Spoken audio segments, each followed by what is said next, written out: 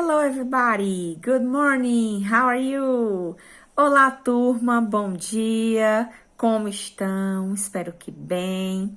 Primeiramente gostaria de agradecer muito a vocês as mensagens, os vídeos de Dia do Professor, tá? Muito obrigada, me senti assim muito bem, muito amada por vocês, muito obrigada, tá turma? Justificando a minha ausência na aula de terça-feira, né? Eu precisei me ausentar porque a minha irmã acabou perdendo o marido dela faleceu e minha irmã passou mal e eu tive que estar com ela naquele dia, mas sei que vocês irão compreender e nós iremos depois fazer a reposição da aula daquele dia, tá? Nós iremos iniciar o capítulo 5 com o título Discoveries, né? Descobertas aí, né? E o módulo 13, ele traz o texto The Vikings, ou seja, os vikings, né? Bastante falado aí, conhecido na história, né? Então, na página 90, nós temos um texto, tá? Que eu vou fazer a leitura para vocês, vou conversar um pouquinho sobre esse texto, para até ajudar vocês na resolução de algumas atividades que vão ser necessário que vocês façam a leitura novamente desse texto, tá? Então, vamos lá. Vikings were a tribe of people who lived in the north of Europe, where now Sweden, Norway, and Denmark are. They had big families, and their homes were always near the water because most of their food come from the sea and Greeks. Então, essa primeira parte foi dito o quê? Que os vikings, eles eram uma tribo de pessoas que viveram no norte da Europa, né? E eles tinham as famílias enormes, as famílias grandes, as suas casas eram sempre próximas do mar, da água, porque a maioria das suas refeições, da sua comida, era do mar e de riachos e de rios. Então, eles sempre faziam os seus acampamentos, construíam as suas casas, né, moradias temporárias próximos a rios, mares, lagos, tá bom? Continuando. So, they lived in an area where there were many rivers, lakes, and streams full of fish, seafood, and turtle eggs, which they could eat the whole years. That place was also full of high mountains. Então, olha só. E eles viviam também, né, em beira de rios, lagos e em riachos, né? Como eu havia dito anteriormente. Então, eles consumiam muitos tipos de peixe, comida marinha, tipo, se fosse, né, um local propício, né, peixe de água doce, peixe de água salgada, ovos de tartaruga, tudo isso, né? The summer in North Europe was very short and the winter was extremely cold. So, to keep themselves warm, it was necessary to make clothes out of wool from sheep. Então, olha só, né? O verão no norte da Europa era muito curto, né? Durava pouco tempo. E o inverno era extremamente frio, ou seja, predominavam-se mais o inverno do que o verão. Então, o que foi que eles tiveram que fazer? Eles tiveram a necessidade de fazer roupas, né? Roupas aí de pele de ovelha, né? A lã, né? Eles tiveram que utilizar para conseguir aquecer-se e aquecer a sua família. Most of the Vikings were farmers, and they also had a hunt and fish. It was not easy to be a farmer because the soil along the coastline was sandy, so it was difficult to grow crops. Então, o que foi dito aí? Que alguns dos vikings, né, eram fazendeiros. E eles tinham que caçar, né, e pescar. E isso não era tão fácil para um fazendeiro, porque o solo, né, e a costa, né, era muito extensa, muito grossa, certo? E o que aconteceu? Eles precisavam cultivar, né, a plantação, precisavam dar um sustento para a sua família. Então, eles plantaram vegetais e grãos, né? Eles conseguiram plantar vegetais e grãos, tá? Para finalizar, they wear no glasses. Consequently, they drank wine and water from animal horns. Ou seja, eles não possuíam copos. Então, eles tinham que consumir vinho, água em chifres de animais, certo? And the plates were made of wood and they would eat using their fingers. Ou seja, os pratos eram feitos de madeira e eles tinham que comer usando os próprios dedos, né? Não haviam colheres para isso, talheres para isso. They carried a knife to cut the food. Ou seja, eles carregavam também uma faca para cortar, para conseguir cortar a comida. A few vikings were traders. They sailed the cold and stormy oceans trading goods. They sold honey, wool, wheat, wood, iron, fur, and fish, and in return, they bought things such as jewelry, silver, glass, wine, spice, and pottery to bring to the homes. Então, o que foi dito aí, né? Que eles conseguiam ser comerciantes também. No que eles produziam, eles conseguiam vender, tá? Então, feito essa leitura desse texto, né, que eu gostaria muito que vocês também fizessem a lida mais profunda, né, dessem uma lida com mais calma desse texto, vocês irão enumerar as palavras de acordo com as imagens. Por exemplo, o número 1. O que seria o número 1? Aí vocês irão ver do lado para colocar o número. É lã, então vocês vão colocar wool, é o número 1, lã. O número 2, horn, animal horn, chifre de animal. Aí vocês vão colocar o número 2 nessa palavra, ok? Feito isso, nós iremos para a página 91, que fala sobre os quantificadores, que foi justamente o trabalho que eu passei para vocês. Espero que tenham pesquisado, né? Para facilitar na hora que vocês deverão estudar para uma avaliação, para um trabalho. Como o próprio nome já diz, os quantificadores são usados para quantificar algo. Um copo de água, uma garrafa de Coca-Cola, eu estou usando um quantificador. Eu estou dando a quantidade do que eu quero. 3 pães, 7 pessoas. Então, em inglês, existem alguns quantificadores que são específicos para cada coisa. Por exemplo, para substantivos contáveis, para os incontáveis, um que eu posso usar para os dois. Então, para isso, né, são usados os quantificadores na língua inglesa, que nós vamos ver agora quais são eles, tá? Nós temos como quantificadores as palavras some, in, much, man, a lot of. É dessa forma mesmo que fala, a lot of, tá? Então, nós vamos iniciar com a explicação, a leitura do que tem no livro de vocês.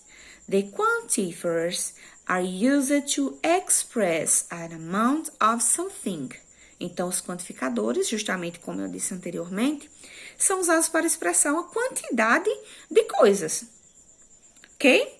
Much, many, and a lot of represent a large quantity of something. Então, much, many e a lot of representam uma grande quantidade de coisas. Much is used with uncountable nouns. Ou seja, much é usado com palavras incontáveis. E as palavras incontáveis em inglês, vocês devem lembrar, que são aquelas que não possuem plural. Eu não posso usar no plural. Por exemplo, a palavra money, dinheiro. Eu posso dizer um dinheiro, dois dinheiro. Não, em inglês eu não posso. Tá? Mas eu quero perguntar quanto dinheiro você tem.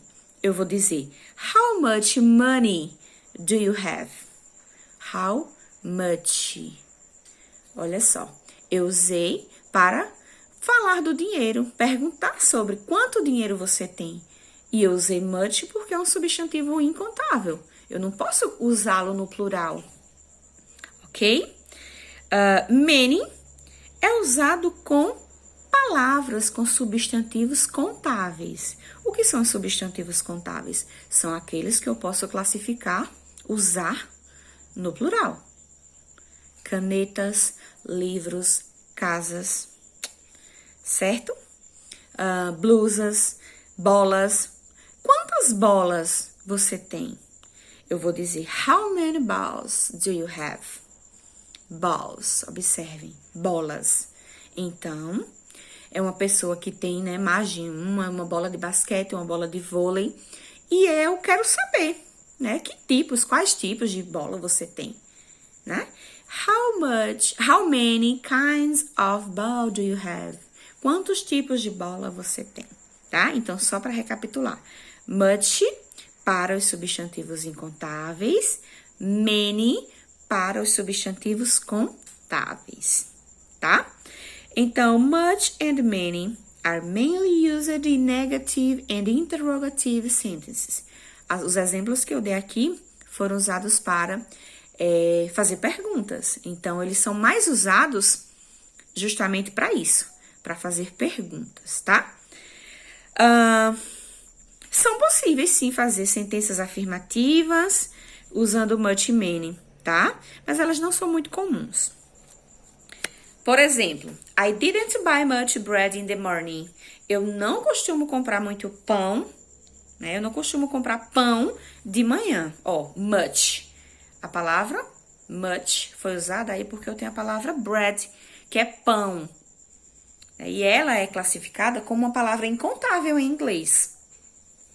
Tá bom? Por esse motivo que foi usado much. Depois nós temos aí uma pergunta. Was there much bread in the bakery? Quanto pão há na padaria? Então, nesse caso aí, eu também estou falando de bread, que é um substantivo incontável, e por isso que foi usado o much. E do outro lado, nós temos os dois exemplos com a palavra man. My son doesn't eat many vegetables. E aí? O meu filho não come muitos vegetais. Olha só, a palavra vegetables está no plural, por isso que foi usado man. E em uma interrogativa, does your son eat many vegetables?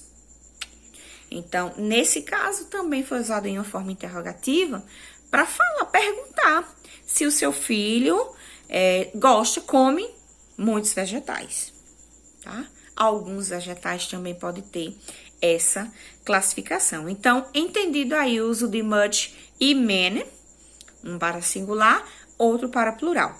Much para os substantivos incontáveis e man para os substantivos contáveis, ok?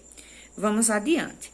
A lot of is used with countable and uncountable nouns in affirmative, negative, and interrogative sentences. Lembra no início que eu falei que alguns quantificadores poderiam ser usados tanto para contáveis quanto para incontáveis? Pronto. A lot of é um desses quantificadores que podem ser usados em qualquer situação, tá? Tanto em frases afirmativas, negativas e interrogativas, mas com palavras que podem estar tanto no singular como no plural. Vejamos. On my grandfather's farm, the chickens lay a lot of eggs. Ou seja, na fazenda do meu avô, as galinhas põem vários ovos. Então, eggs, a palavra está no plural. Então, eu pude colocar a lot of, né?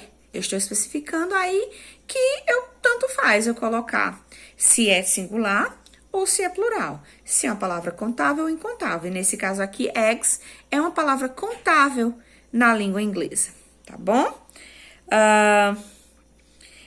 Vamos para a página 92. Some e any. Some é usado em sentenças apenas afirmativas, tá? E elas podem expressar uma quantidade indefinida ou um número. Por exemplo, there is some milk in the bottle. There is some milk in the bottle. Eu tô dizendo que há algum leite na garrafa. Há leite na garrafa. Mas a palavra milk é incontável. Então, por isso que eu usei some, né? E usei também em uma frase afirmativa. There are some bottles of milk in the fridge. Contável. Some bottles. Quando eu digo leite, eu tô pensando numa quantidade incalculável, não tô especificando se é uma garrafa, se é um copo, se é uma xícara. Se eu tiver só a palavra milk, é incontável. Agora, se eu disser assim, uma garrafa de leite, uma xícara de leite, uma jarra de leite, eu estou especificando a quantidade. Então, se eu tiver a bottle of milk, eu tenho contável. Se eu tiver só a palavrinha milk, eu tenho incontável. Então, preste atenção nessas dicas para não confundir. E eu vou usar some apenas em sentenças afirmativas. Eu não vou poder colocar em negativa nem interrogativa, tá bom? Para as sentenças negativas e interrogativas, eu vou usar any, tá? Lembrando que também tem uma exceçãozinha, que tem que lembrar dessa exceção, que é possível, né, em alguns casos, na forma interrogativa, nós usarmos o some. Por exemplo, would you like some milk? Quando eu estou oferecendo a alguém, algo a alguém, né? Ou contável ou incontável. Por exemplo, would you like some milk? Você gostaria de um pouco de leite?